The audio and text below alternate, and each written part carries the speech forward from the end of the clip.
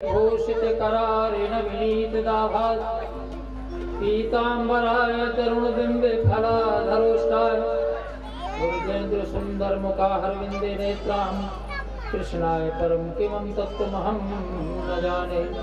बर्हातीतं नटवरन्तं ब्रजमदर्मीय शन्तं ग्वालकं विदमन्तं मन्दं मन्दं वहन्तं मुरलीमधुरं कृष्णे चरणारविन्दे नीलाम्भुजश्यामं मलकोमिलाङ्गं श्रीतमामि रामं रघुवंशनाथं सच्चिदानन्दरूपाय विश्वोत्पत्त्यादिहेतवे तापत्राय विनाशाय राम जय जय राम।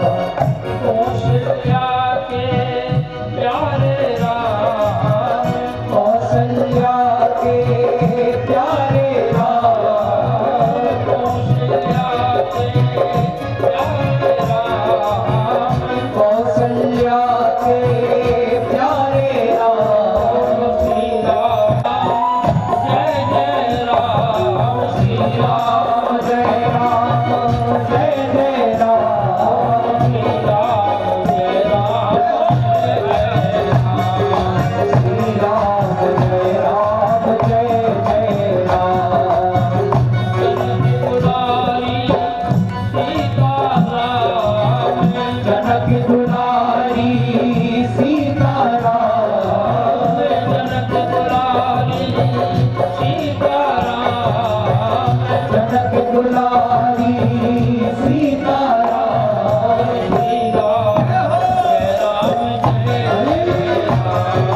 श्री राम जय राम जय जय राम, श्री राम जय राम जय जय राम, श्री राम जय राम जय जय राम। सबरी के हो प्यारे राम, सबरी के हो प्यारे राम, सबरी के हो प्यारे राम, सबरी के हो प्यारे राम। श्री राम जय जय राम, श्री राम जय राम जय जय राम, श्री राम जय राम जय जय राम, श्री राम जय राम जय जय राम, श्री राम जय राम जय जय राम। कुमार ने कहा कि नारद जी ये ऐसे नहीं उठेंगे, इनको भागवत कथा की आवश्यकता है। भागवत कथा ही एक ऐसी कथा है जो प्राणी को मोक्ष प्रदान करती है और प्राणी को भव सागर से पार लगाने का प्रयास करती है। भागवत कथा के माध्यम से ही इनके इस शरीर को जो है भागवत कथा के माध्यम से पुनर्जीवित किया जा सकता है। भागवत भी अपने आप में बड़ा विशाल ग्रंथ है। कहते हैं भागवत रूपी नाव संसार रूपी भवसागर, नारी धर्म का प्रतीक है श्रद्धा और नर कर्म का प्रतीक है विश्वास। तो श्रद्धा विश्वास धर्म और कर्म के दंडों से सुखदेव जी महाराज ने 7 दिनों तक वो नाव चलाई और भागवत कथा के माध्यम से संसार के प्राणी मात्र को दुखों से दूर करने के लिए, निवृत्त करने के लिए और मृत्यु के समय जो कष्ट होता है उस कष्ट को समाप्त करने की जो व्यवस्था है वो कहीं ना कहीं भागवत कथा के माध्यम से होती रहती है।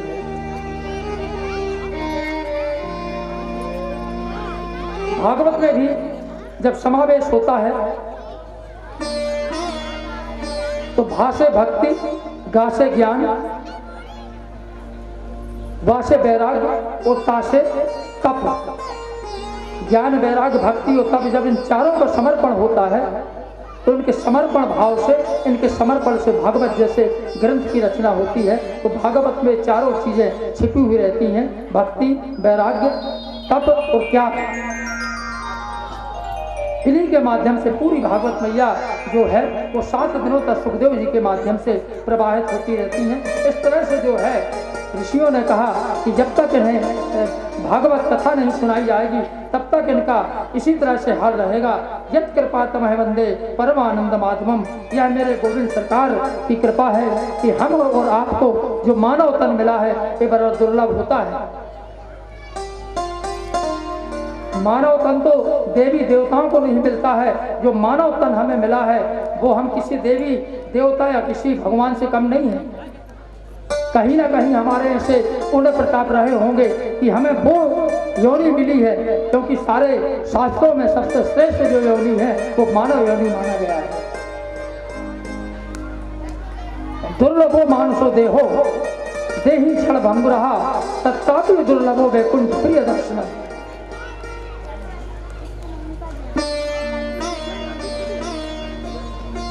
मनुष्य योनि जो है वो सबसे अति दुर्लभ है। और रामायण में भी तुलसीदास ने लिखा है कि क्षिति जल पावत गगन समीरा वो पंच रचित अति अधन शरीरा।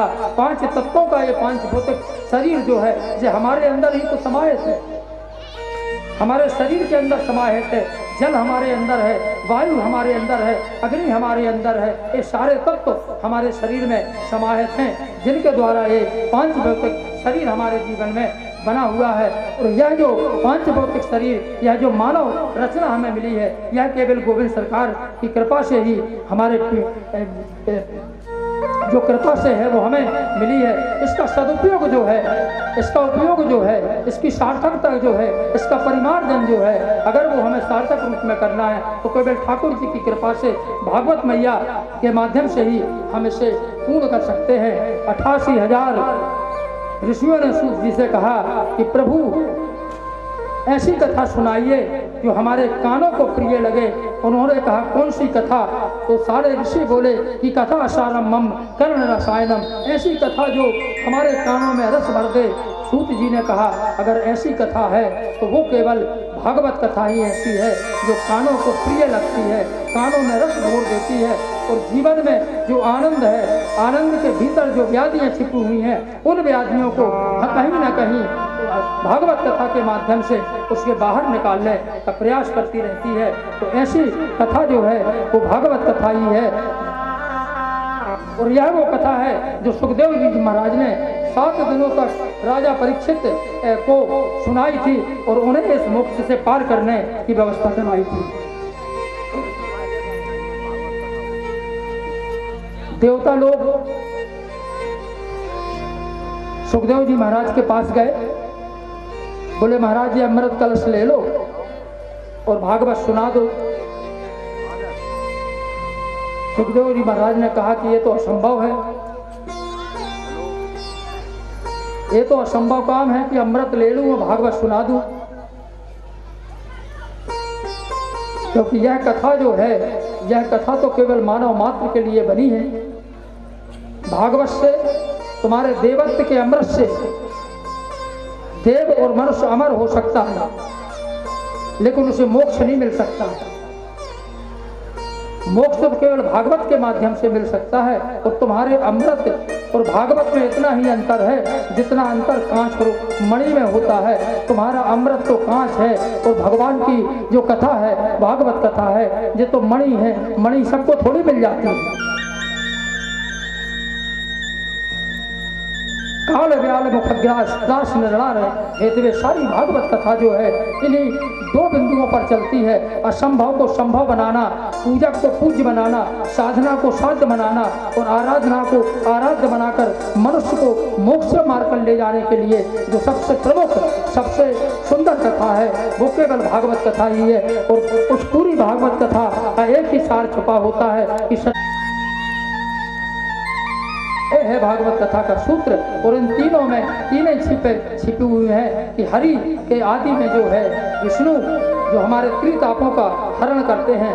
ये भौतिक जो ताप, दैहिक, दैविक और भौतिक 3 ताप जो हमारे जीवन के होते हैं वो भागवत कथा के माध्यम से कहीं ना कहीं समाप्त होने की व्यवस्था करती रहती है।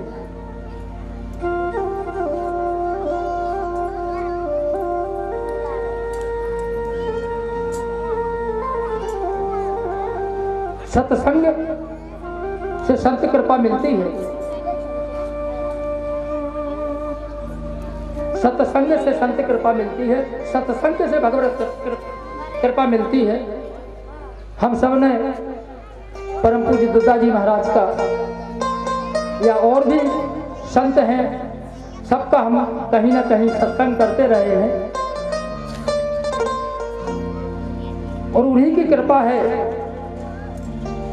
कि सत्संग के वजह से, दद्दा की कृपा की वजह से, संतों के वजह से आज हम सब इस कथा में बैठकर सुन रहे हैं और आगे भी ऐसे ही आयोजनों में भगवत कृपा के आयोजनों के माध्यम से हम कहीं ना कहीं अपने सत्संग के माध्यम से अपने सत्य को प्राप्त कर लेंगे और संग को फिर एक तरफ रख देंगे। जब कभी अवसर आएगा तो सत्य को घर पर रखकर फिर से सत्संग ले लेंगे और दोबारा हमें वही सत्य फिर मिलने का प्रयास होगा। इस तरह से जो है सत्संगों के माध्यम से कहीं ना कहीं हमारे ऊपर संत कृपा होती है। एक बात ध्यान रखना, जीवन में दो काम हम कभी नहीं कर पाते या करे हैं किसी ने, बताओ? स्वयं के पैदा होने पे कभी नाचे,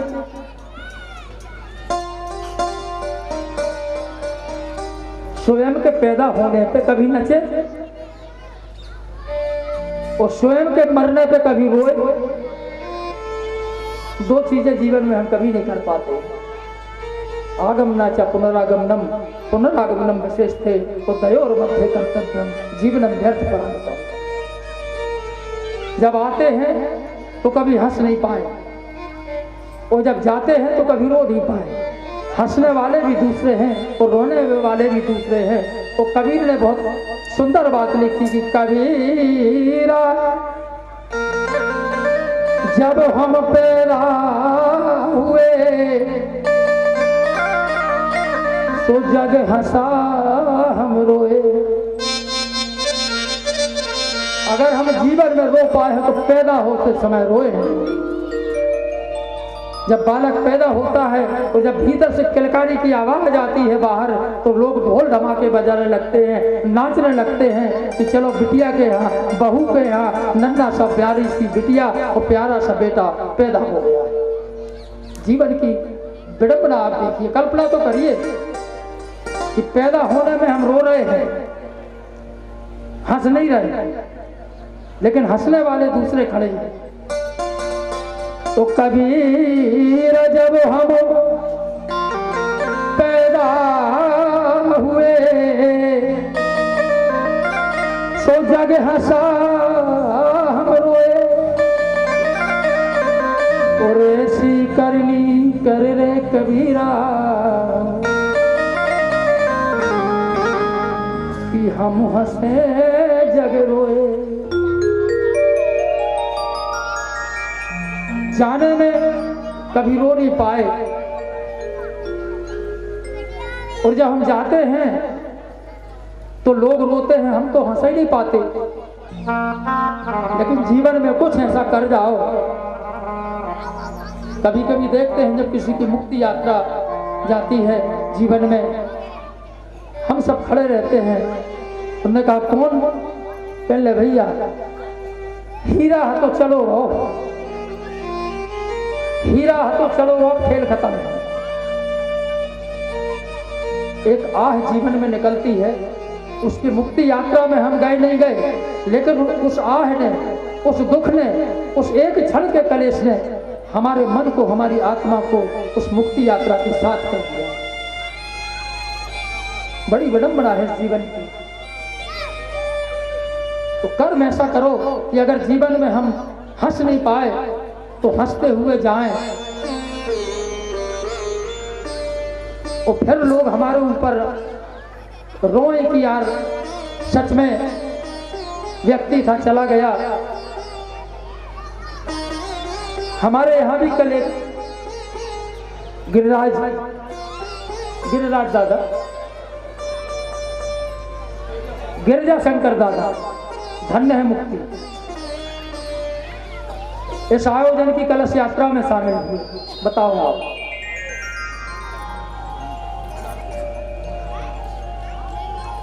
और जब गए तो कैसे गए बोलो आप?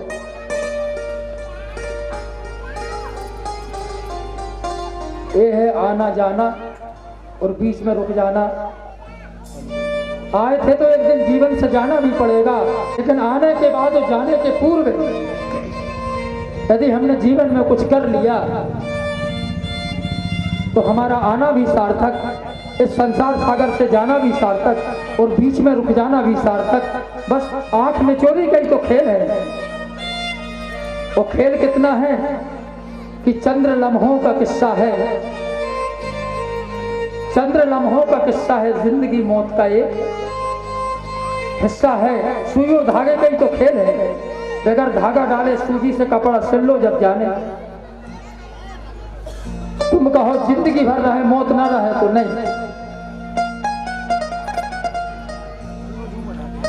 कफन ढका तो नजर क्यों डगडगा गई, कफन ढका तो नजर क्यों डगडगा गई। बात इतनी सी तो थी, किसी की नींद खुल गई, किसी को नींद आ गई। इतना ही तो खेल है हमारे और आपके बीच में। और जिस दिन हमने अपने जीवन में जाते हुए अगर हंस लिया और दुनिया वालों को रुला दिया तो यही समझना कि हम पैदा होते में हमने अपने नच लिया और जाने में रोने की व्यवस्था नहीं थी तो हमने रो भी लिया। हमारा आना भी सार्थक, जाना भी सार्थक और बीच में रुक जाना भी सार्थक।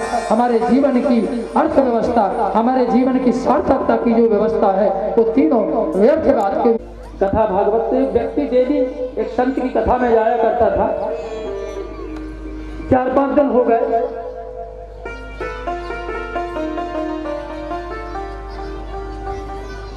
बोला महाराज जी ये समझ में नहीं आई कृपा का चीज होती है।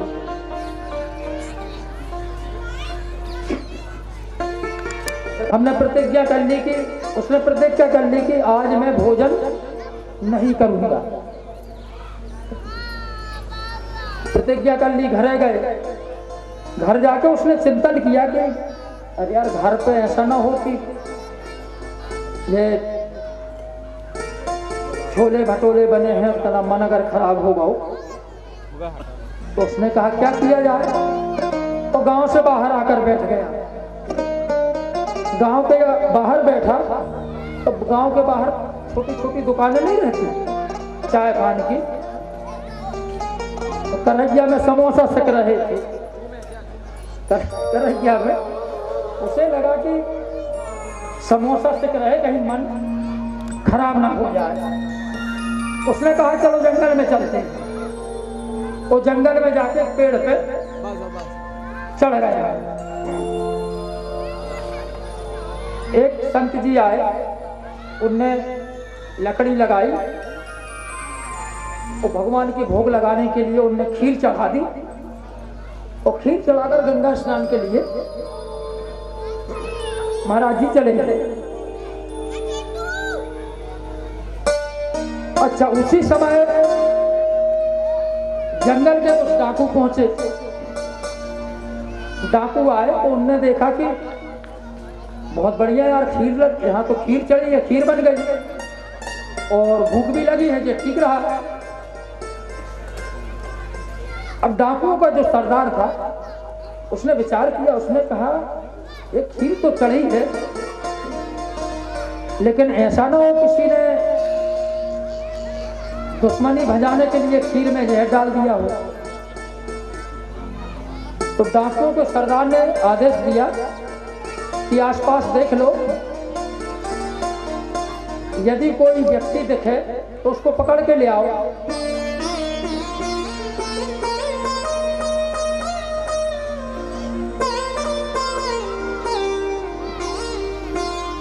उसको पहले अपनी खीर खिलाए, अगर वो बच गया तो फिर अपन लोग खीर खा सकते हैं। चारों तरफ उनने ढूंढा, थोड़ी सी आवाज ऊपर से आई, थोड़ी जहां वो बैठा था आदमी, थोड़ी सी डगलियां हिली तो आवाज आई। डाकुओं ने देखा, अरे कहना सरदार ऊपर ही बैठे हैं, कहला बुलाओ, पकड़ के लाए। कहला खीर खाओ, कहला नहीं खाने, कहला खाने पड़े, कहला बिल्कुल नहीं खाने।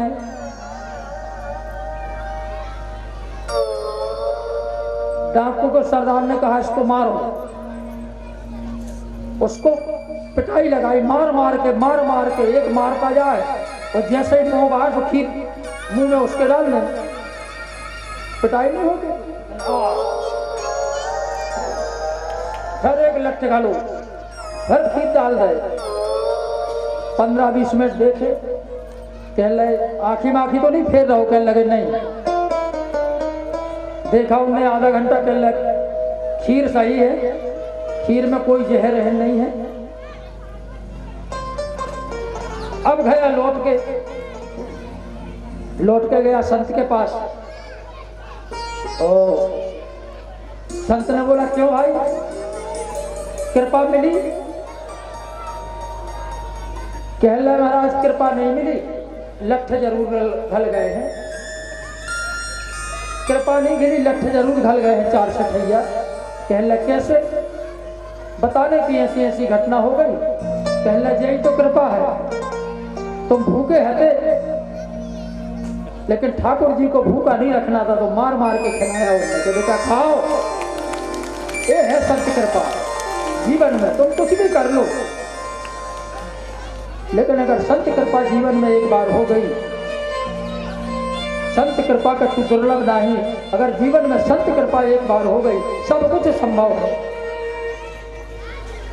तुलसीदास ने लिख दिया कि जा पर कृपा राम की हुई और ता पर कृपा करे सब कोई। ऐसे राम की कल्पना तो करो आप, कितने सरल राम थे बताओ, कि जिन्हें कहा जाता है कि अखंड मंडलाकारम व्याप्तं येन चराचरम तद पदम दर्शितम एन तस्मै गुरुवे नमः। ऐसे राम जिनके हृदय में लाखों करोड़ों योगी रमण करते हैं, तपस्या करते हैं, ऐसे राम इतने सरल भी हो सकते हैं।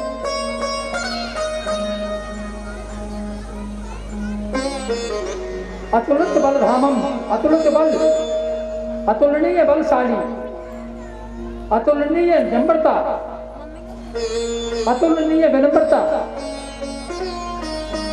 मतलब राम के पास जो कुछ है वो अतुलनीय है, जिसकी हम तुलना नहीं कर सकते हैं। राम खड़े हैं, जनक नंदिनी सीता जयमाला लेकर आ रही हैं धीरे धीरे। याद रखना जब अपनी बिटिया जयमाला के लिए जाती है तो सखी सहेली नहीं साथ में जाती हैं जयमाला के लिए। और जब जनक दुलारी जयमाला के लिए गई, राम से किसी ने कहा नहीं, राम से किसी ने कहा नहीं, राम के कानों में वो शब्द पड़े। और क्या शब्द पड़े? सीता जी के साथ जो सखियां थी वो वहां से गा रही हैं कि झुक जइयो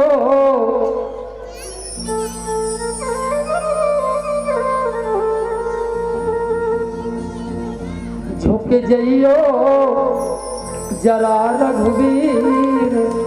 कौन सा रघुवीर?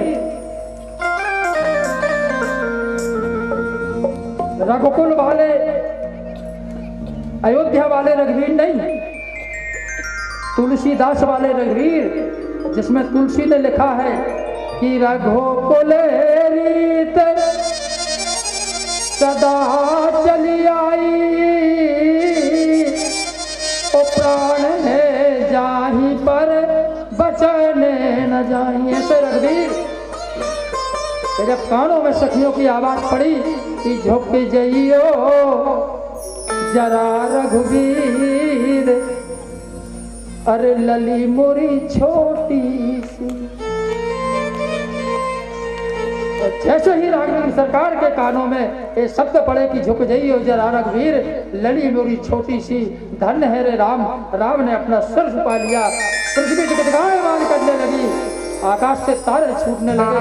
जिनकी एक भौं टेढ़ी हो जाए तो 14 भुवन चारों लोग महाप्रलय के रूप में परिणत हो जाते हैं। ऐसा राम आज जानकी के सामने माला डलवाने के लिए सिर झुकाकर खड़े।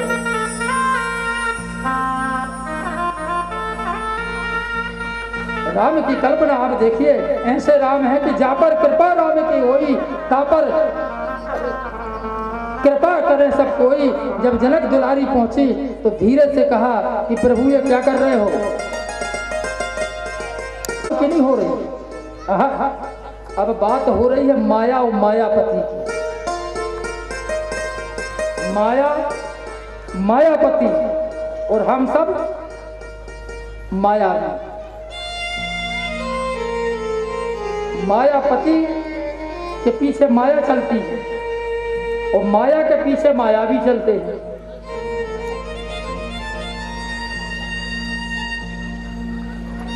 तो बात माया और मायापति की हो रही है, कोई समझ ही नहीं पा रहा। सीता ने कहा प्रभु राघवेंद्र सरकार ये क्या कर रहे हो, सिर झुका लिया आपने। राघवेंद्र सरकार ने कहा कि नहीं ऐसा नहीं है, मेरा विधान है, मेरा संविधान है कि जिस घर में नारी का सम्मान होता है, जिस घर में नारी की पूजा होती है, जिस घर में नारी के हृदयागार का सम्मान होता है, रमन्ते योगिनी तस्मै रामा, जिस तत्र पूजयंती नारी यत्र वसन्ते देवता, जिस नारी का सम्मान होता है पूजा के रूप में, पूज्य के रूप में, वहाँ मैं सम्मान पूर्वक वास करता हूँ।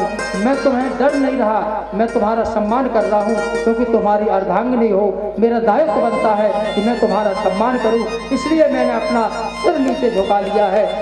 पार्वती जी देख रही हूँ ऊपर से और उन्होंने शंकर जी को इशारा किया कि अल्लाह देख लो, ये एक हाथ है। हमें रोज 4 चक्कर मारना पड़ा था कैलाश पर्वत के कि कौन सी खो हमें बैठे हैं महाराज लोग के। तो कल ऐसा देखो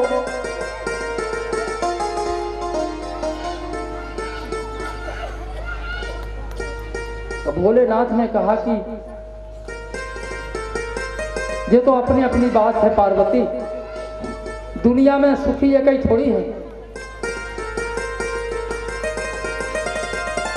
हमें तन दुखी मान लो तो राम को मन दुखी मान लो, तो दुनिया में जितने लोग ये बैठे हैं इनको धन दुखी मान लो। तो कोई तन दुखी, कोई मन दुखी, कोई धनवान रहा तो उदास, थोड़े थोड़े सब दुखी, सुखी केवल प्रभु के दास। हम सब कहीं ना कहीं दुखी हैं। अगर मैं किसी से पूछूं कि सुखी कौन है और दुखी कौन है, हाथ उठाओ, एक भी हाथ नहीं उठेगा। क्यों?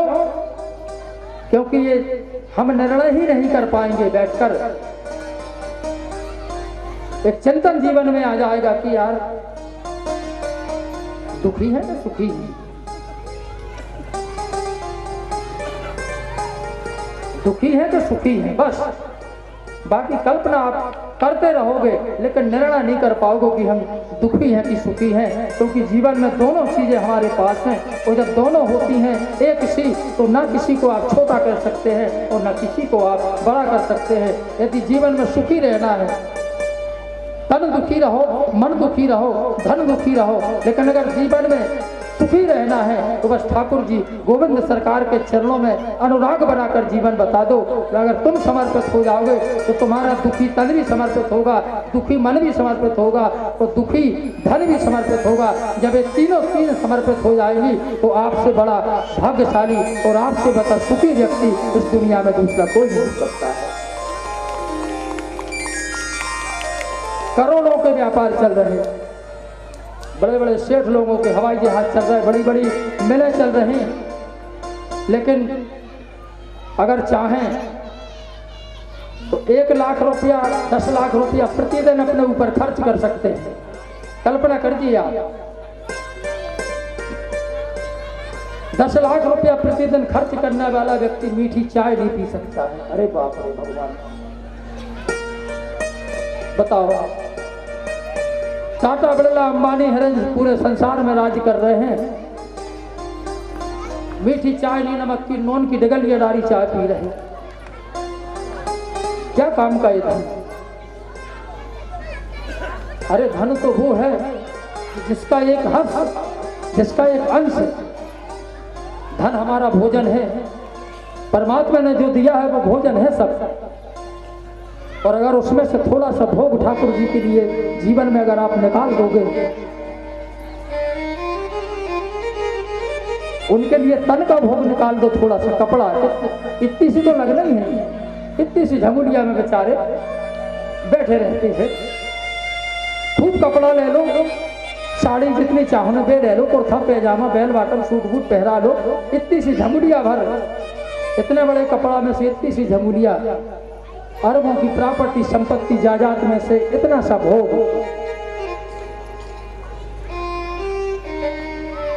अगर ठाकुर जी के लिए जीवन में हम निकालते रहे तो हमारा धन भी सार्थक है, क्योंकि देने वाले तो वे ही हैं, उन्हीं का उन्हीं को तो दे रहे हैं, अपन अपना कुछ नहीं दे रहे। उनने जो भोजन दिया है उसमें से भोग की व्यवस्था अपन उन्हीं को तो कर रहे हैं। बड़े बड़े महल, बड़ी बड़ी अट्टालिकाएं बनी हैं, छोटी सी एक जगह में एक मंदिरिया में ठाकुर जी को हम बिठा देते हैं, बेचारे उतने में प्रसन्न हैं, मुस्कुराते रहते हैं। ये उनकी कृपा है कि वो भोग में प्रसन्न है, और ये हमारा दुर्भाग्य है कि हम भोजन में भी प्रसन्न नहीं हैं। और चाहिए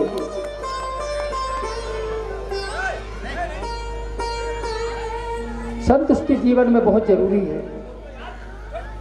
हम प्रसाद पाते हैं, ध्यान रखना, भंडारे में कभी आप प्रसाद पाओ, बता दो जीवन में उसका स्वाद अगर कैसा रहता है। घर में बना लो जब जाने, भंडारे का प्रसाद घर अगर सत्यनारायण की कथा हो, उस प्रसाद का स्वाद जो है,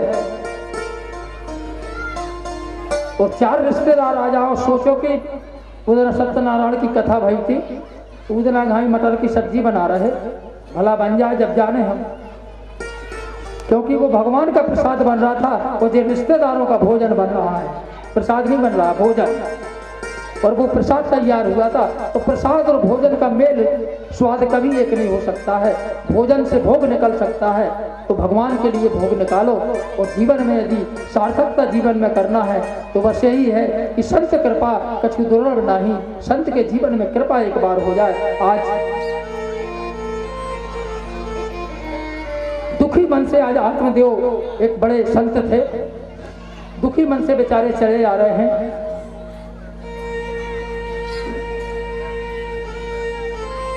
भिक्षा व्यक्ति का करते थे, बेचारे गरीब ब्राह्मण थे, लौटकर कई गांवों से मांगते हुए लौटकर आए, बेचारे एक जंगल में एक जगह बैठ गए, एक संत निकले, उन्होंने देखा, संत तो संत हैं, वो तो समझ जाते हैं कि दुख में सुख कैसा है, दुख में सुख कैसा है, सुख में दुख कैसा है, तन में मन कैसा है। ये तो संतों की कृपा है कि संत समझ जाते हैं।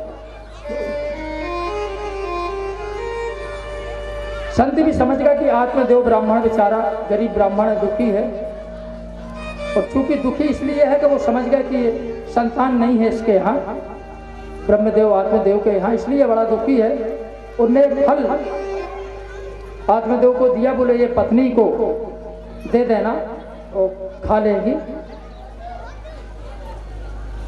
घर आया तो उन्होंने अपनी पत्नी धुंधली को वो फल दे दिया, बोले जे संत जी ने दिया है और इसको खा लेना, तो अपने पुत्र वंश चलाने वाला एक पुत्र पैदा हो जाएगा। धुंधली ने विचार किया जीवन में कि इतनी 9 माह प्रसव पीड़ा कौन बर्दाश्त करेगा। उसके दिमाग में आया कि क्यों ना ये फल गैया को खिला दे। धुंधली ने वो फल गाय को खिला दिया, और बहन की जो धुंधली की उसका बच्चा जो है, उसी दिन उसका बालक भी हुआ था, तो उस बालक को धुंधली ने गोद लेकर अपने घर आ गई। धीरे धीरे नामकरण हुआ, धुंधली ने उस बालक का नाम रख लिया धुंधकारी। और जो गऊ को सेब खिलाया था, उससे जो बालक हुआ उसका नाम रख गया गोकर्ण।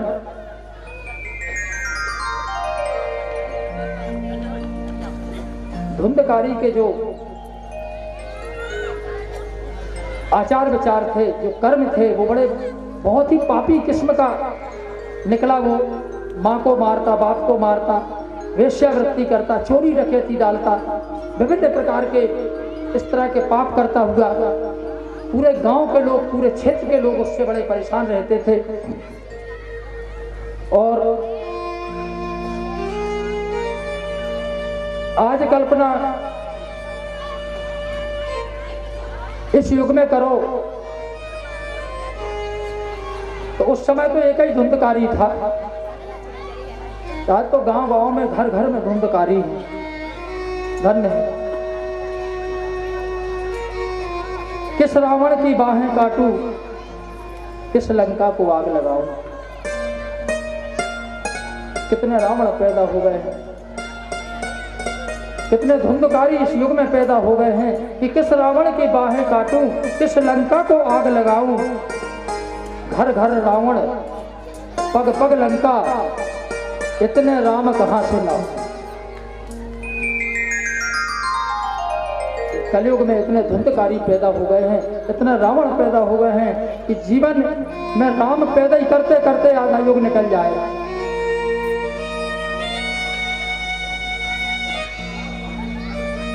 और इस युग में अगर ये सब चीजें समाप्त करना है, इनको खत्म करना है, इनको दबाना है, तो केवल ठाकुर जी की कृपा, भगवत कृपा, बांके बिहारी की कृपा, संत कृपा, गुरु कृपा, इससे बड़ा माध्यम, इससे बड़ा हथियार और इससे बड़ा राम दूसरा नहीं है।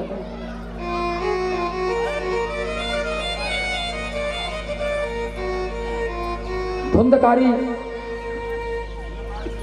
को वेश्या ने, धन के लोभ में खत्म कर दिया। और चूंकि अकाल मृत्यु धुंधकारी की हुई, वो प्रेत योनि में चला गया।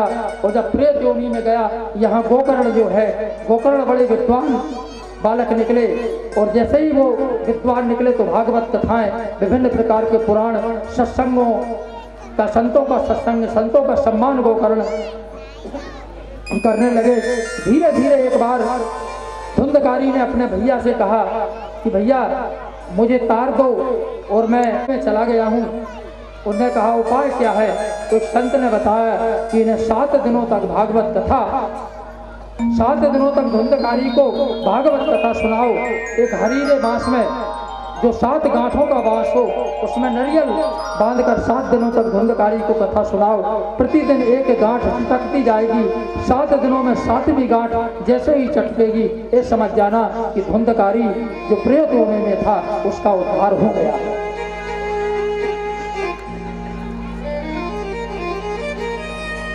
इस तरह से जो है धुंधकारी को गोकर्ण ने अपनी कथा सुनाई, भागवत कथा सुनाई। और भागवत कथा के माध्यम से जो है उसने अपने भाई धुंधकारी का उद्धार किया। और भागवत कथा हो चाहे राम कथा हो, दोनों की कथाओं में कहीं ना कहीं एक दूसरे का भाव का समावेश जीवन में हुआ करता है। राम यदि शिव को अपना इष्ट मानते हैं तो शिव कहीं ना कहीं राम काज कीजे बिना मोह कहाँ विश्राम, तो शिव न कहीं कहीं राम को अपना इष्ट माना करते हैं। दोनों एक दूसरे को सम्मान देते हैं। एक बार एक यात्रा जा रही थी, शव यात्रा। भोले बाबा ऐसे घूमने फिरने के विचार से मृत्यु लोक में आ गए। पृथ्वी लोक में एक शव यात्रा जा रही थी। शव यात्रा में लोग बोले राम नाम सत्य है, सत्य बोलो मुक्ति है, राम नाम सत्य है, सत्य बोलो मुक्ति है। ये करते हुए जा रहा था। शिव को बड़ा अच्छा लगा, शंकर जी को, महादेव को बड़ा अच्छा लगा। अब महादेव की तो बहस हो गई थी ब्रह्मा जी से। बहस ब्रह्मा जी से इसलिए हो गई कि ब्रह्मा जी ने कहा कि आप तो वरदान दे देते हो किसी को भी कुछ भी, थोड़े गाल बजाए कहला मांग लो का चाने, कहला फलानी कहला यो मस्त। 4 दिन शंकर जी बना के वो भस्मी लगा दे, बोले का चाने, कहला तुम्हारे ऊपर हाथ धर दे, तुम खुदा ही भस्म हो जाओ, कहला देता हूँ। तो कहला तुम तो बोल देते हो कि ले लो। अरे तो बोले भैया ब्रह्मा जी तुम्हें क्या परेशानी है? अरे बोले स्टॉक तो मेरे पास है, देना तो मुझे पड़ता है, तुम तो कह देते हो कि ले लो। तो कम से कम इतना तो पूछ लो कि ब्रह्मा जी स्टॉक में वरदान शेष बचे हैं कि नहीं।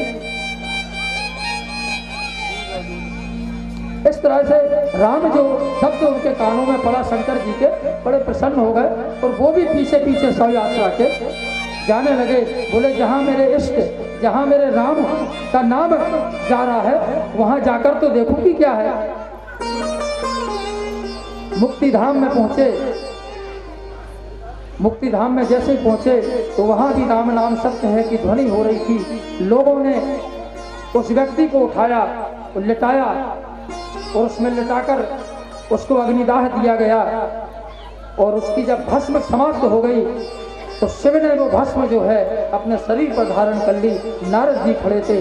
नारद जी ने पूछा भगवान ये क्या कर रहे हो? बोले अरे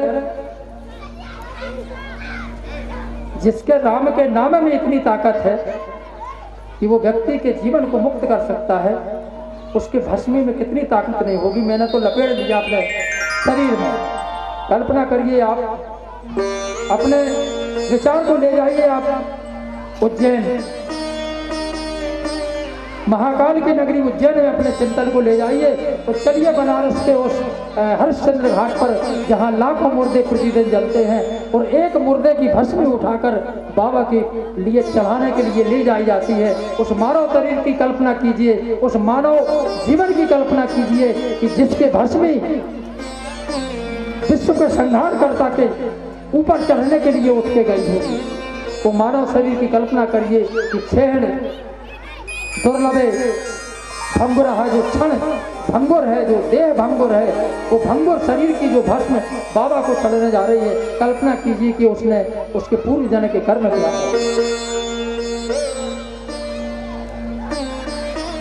आज भी महाकालेश्वर के मंदिर में और विश्वनाथ जी के मंदिर में आज भी बाबा को ताजी भस्मी चढ़ाई जाती है मुर्दे की। प्रातः काल 3 बजे मंदिर के पुजारी जाते हैं और विश्वनाथ जी और मणिकंठ का घाट में तो लोग खड़े रहते हैं, जिनके परिजन मुक्तिदाह करते हैं हाथ जोड़े खड़े रहते हैं। जब पुजारी जी पहुंचते हैं कि महाराज तनक सिंह की उठा लेते और वो चले जाते हैं। जिसका मन हुआ वहां उनने, अब मन क्या हो तो वहां से सब पूरे तार बंधे हैं, उसी की भस्मी उठाकर आते हैं और बाबा के लिए वो भस्मी आरती के समय चढ़ाई जाती है। तो कल्पना करो कि बाबा महाकाल और विश्वनाथ की भस्मी की जब आरती होती है तो जिसकी भस्मी चढ़ी है वो भी उस शरीर में लिपटा हुआ है। धन्य है वह मानव शरीर।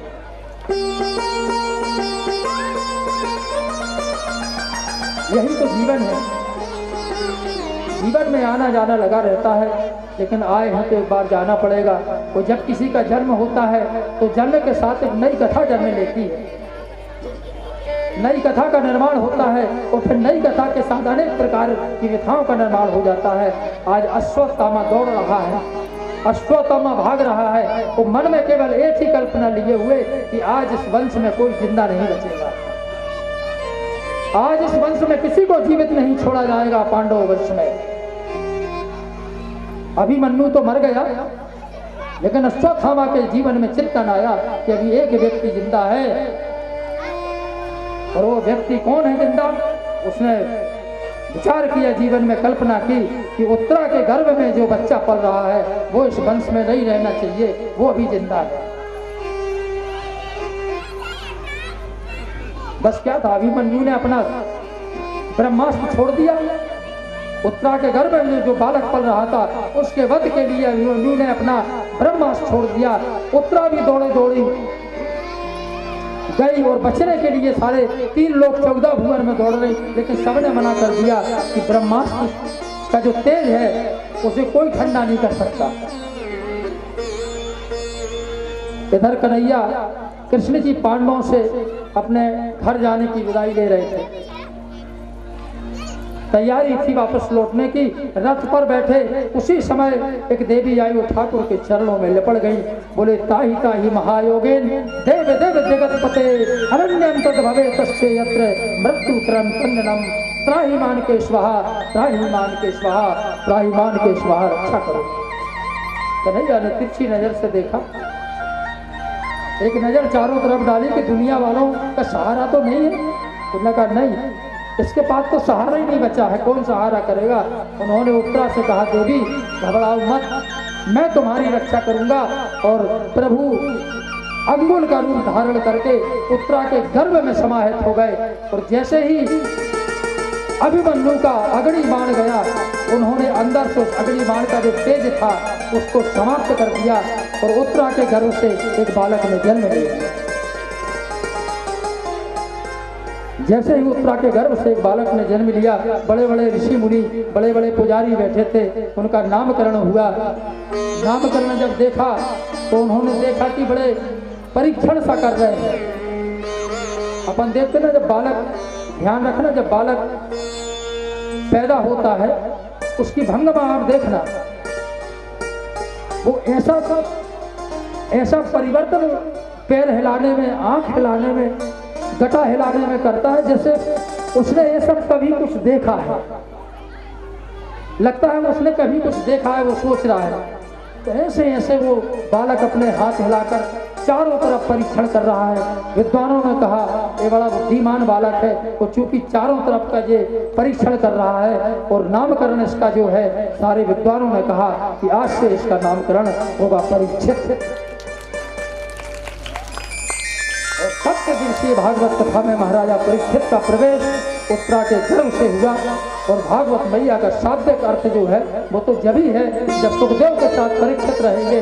और जब सुखदेव के साथ परीक्षित रहेंगे तो भागवत रूपी नाव बनेगी।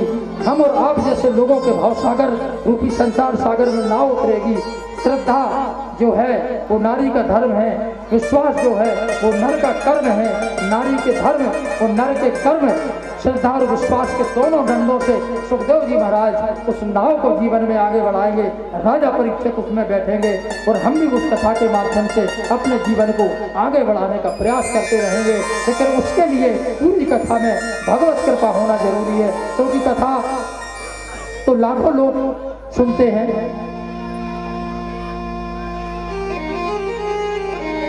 कथा होती है, लेकिन पहुंचता वहां वो ही है उस कथा में सुनने के लिए जिसके ऊपर भगवत कृपा होती है। कितने लोग हैं गांव में? क्या सब लोग आए? बताइए, आए क्या सब लोग? नहीं, उनकी गलती नहीं है।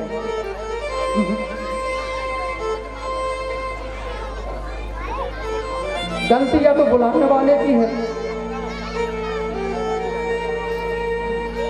या फिर गलती हमारी है कि जिसको बुलाना है उसके प्रति हमारा भाव कम है।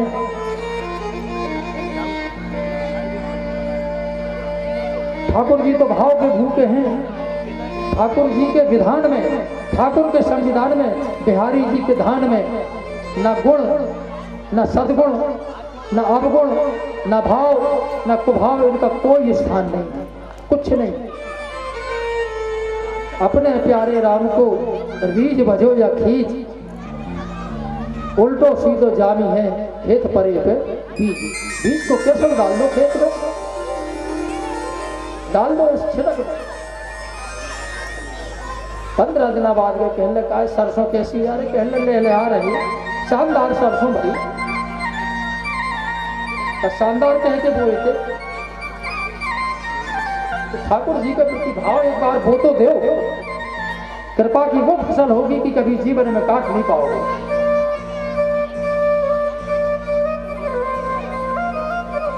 व्याध का कौन सा अच्छा आचरण था? ये अच्छा आचरण था व्याध का।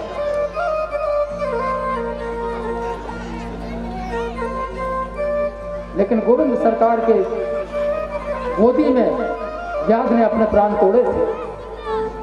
ध्रुव कोई बहुत बड़े विद्वान या संत नहीं थे, छोटे से बालक ही तो थे। बुद्धि कितनी थी?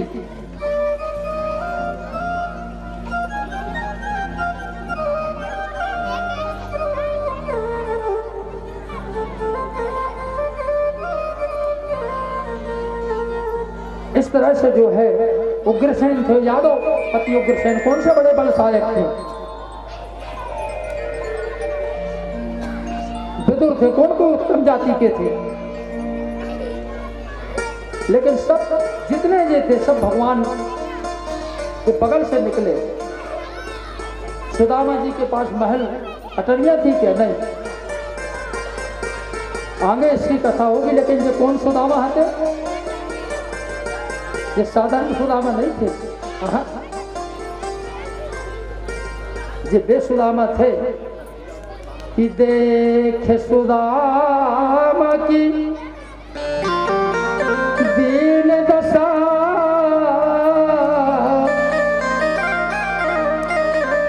करुणा करके करुणा निधि रोए, पानी परात कुहा छुओ नहीं, नैनन के जल से पग धोए। वो सुदामा थे,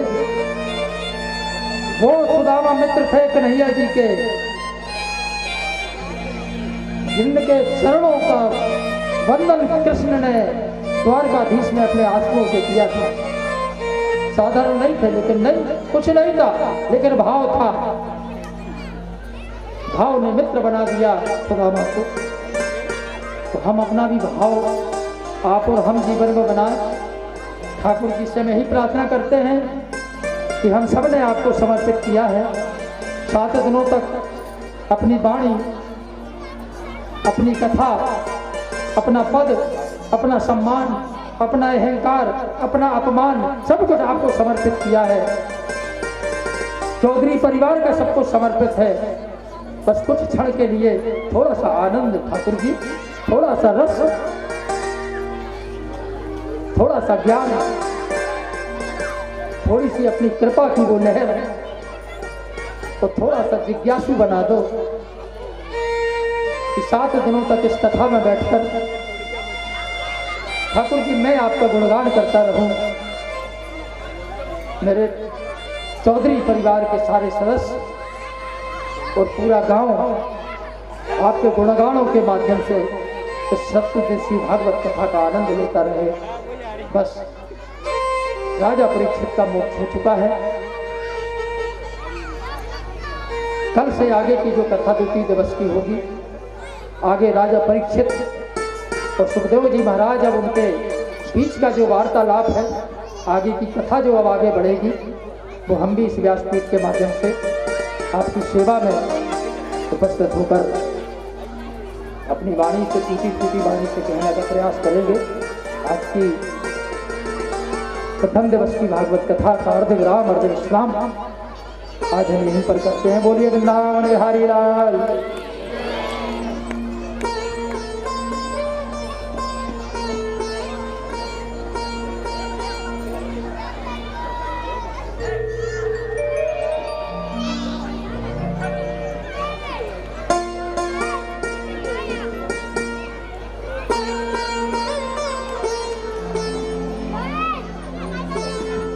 एक बार सब बैठे हैं, पीछे भी आवाज जा रही है, पीछे भी सब भाई लोग, माता बहनें बैठी हैं। 2 मिनट का संकीर्तन है, एक साथ दोहराएंगे। मेरे बात को बड़ा अच्छा लगेगा सबको। कृष्ण राधे की जय, राधे कृष्ण की जय, कृष्ण राधे की जय, राधे कृष्ण की जय, मेरे बांके बिहारी की जय जय जय।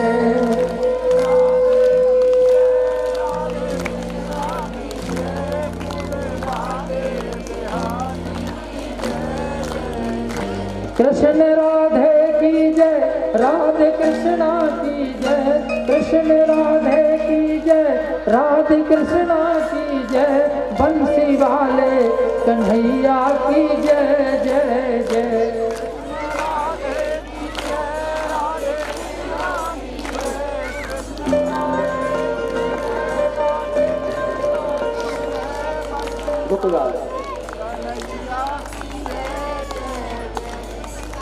तुम्हारे टूटू के चक्कर में हम और उनका झगड़ा हो रहा हूँ। भैया बंद रहो करना 2 मिनट, शामू हो जाएगी।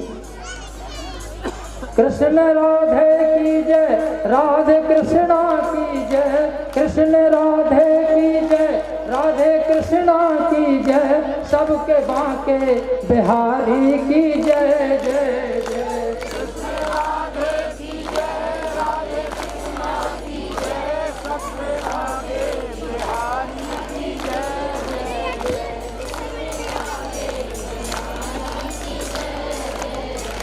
कृष्ण राधे की जय, राधे कृष्णा की जय, कृष्ण राधे की जय, राधे कृष्णा की जय, कूड़ा वाले कन्हैया की जय जय जय।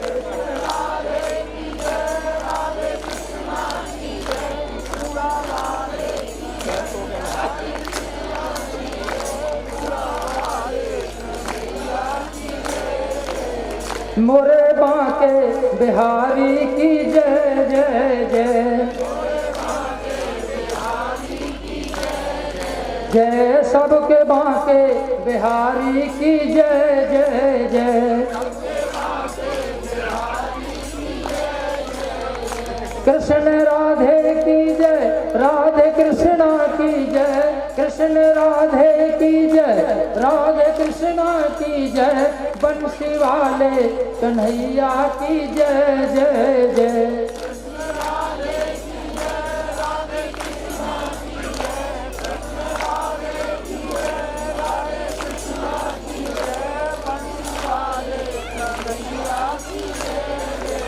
बोलिए वृंदावन बिहारी लाल की जय, दादाजी महाराज की, सरपात्री जी महाराज की, भागवत मैया की, अपने अपने माता पिता, अपने अपने गुरुजनों की, अपने अपने इष्ट देवों की जय जय श्री राधे। श्री भागवत भगवान की है आरती, पापियों को पाप से है तारती। श्री भागवत भगवान की है आरती, पापियों को पाप से है तारती। श्री भागवत भगवान की है आरती, पापियों को पाप से है तारती। श्री भागवत भगवान की है आरती, पापियों को पाप से है तारती। ये अमर ग्रंथ, ये मोती पंथ, ये पंचम वेद निराला, नभ ज्योति लगाने वाला। हरि नाम यही, हरि नाम यही, हरि नाम यही, हरि नाम यही, जग के मंगल की आरती। पापियों को पाप से है तारती। श्री भागवत भगवान की है आरती, पापियों को पाप से है तारती। ये शांति गीत पावन पुनीत, पापों को मिटाने वाला, नव ज्योति जगाने वाला। ये शांति गीत पावन पुनीत, पापों को मिटाने वाला, नव ज्योति जगाने वाला। यह सुख करनी, यह दुख हरणी, यह सुख करनी, यह दुख हरणी, श्री मधुसूदन की आरती। पापियों को पाप से है तारती। श्री भागवत भगवान की है आरती, पापियों को पाप से है तारती। ये मधुर बोल जग पंथ खोल, सन्मार्ग बताने वाला, बिगड़ी को बनाने वाला। ये मधुर बोल जग पंथ खोल, सन्मार्ग